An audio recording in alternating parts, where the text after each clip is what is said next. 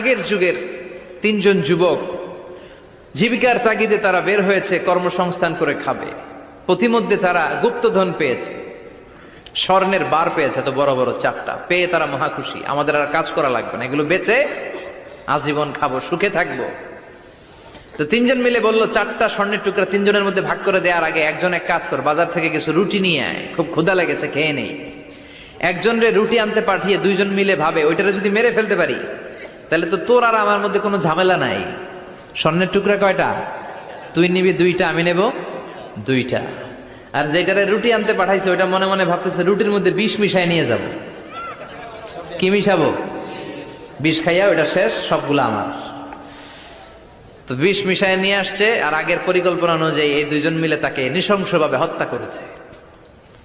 হত্যার পরে কয়, প্রচন্ড ক্ষুধা লাগছে, লো আগে খায়া লই। দুইজন মিলে বাজার থেকে আনা